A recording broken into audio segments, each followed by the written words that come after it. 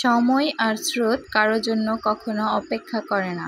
সময় তার নির্ধারিত সময় অনুসারে চলতে থাকে এবং স্রোত পানি যতক্ষণ বয়ে যায় তার সাথে স্রোতও বয়ে যায়। এই দুটোকে কেউই ধরে রাখতে পারে না। এই তো দেখুন, সকাল থেকে শুরু হয় জীবনের চলা। জীবন চলতে চলতে কোথায় যে গিয়ে থামে তার কোনো শেষ নেই। সকাল থেকে রাত হয়ে যায়, রাত হয়ে আবার সকাল হয়। কখন যে সময় চলে যায় কিছুই বুঝতে পারি না। সময়ের সাথে পাল্লা দিতে দিতে আজ বড্ড ক্লান্ত। তো হ্যালো এভরিওয়ান, সবাই কেমন আছেন? সবাইকে সুন্দর একটি দিনের অনেক অনেক শুভেচ্ছা জানাই। তো সকাল থেকে আজকে একটা মিনি ব্লগ শুরু করলাম।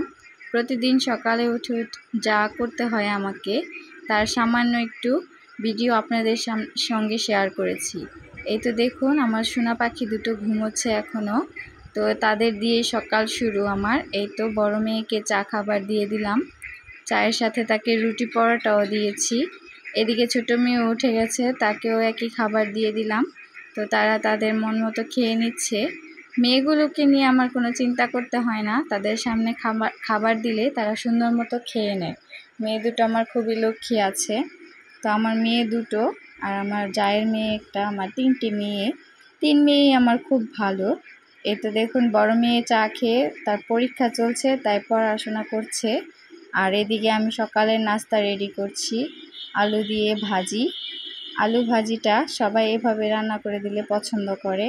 তার সাথে সাথে এবার দুপুরের রান্নারও সময় হয়ে এসেছে, তাই চলে এলাম দুপুরে রান্না করতে। তো এর মাঝখানে আরও কাজ ছিল, সেগুলো ভিডিও করা হয়নি। তো এই তো কথা বলতে বলতে দুপুরের রান্নাও প্রায় শেষের দিকে।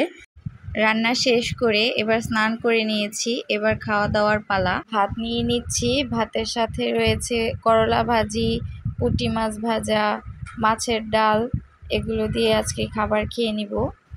বড় মেয়েকে খাইয়ে দিচ্ছিলাম, ছোটো মেয়ে তো শুয়ে শুয়ে মোবাইল দেখছে, তাকেও খাবার খাইয়ে দিচ্ছিলাম।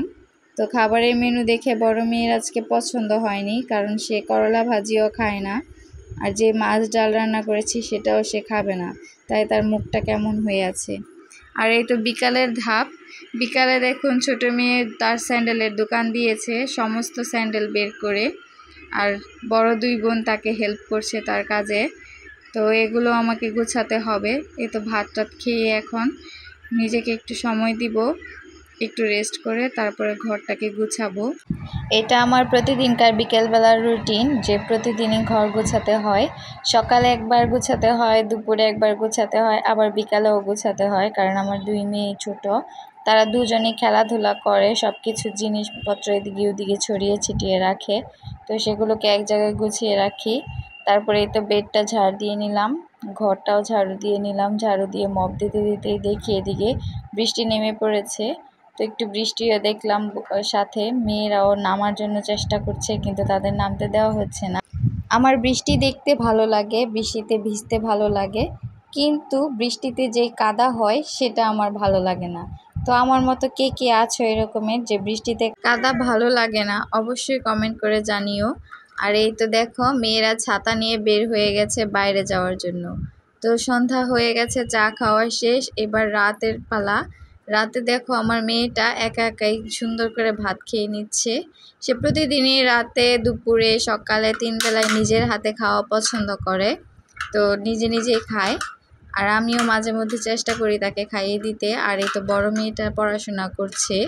এতক্ষণ পাশে থাকার জন্য ধন্যবাদ সবাইকে, সবাই পাশে থেকে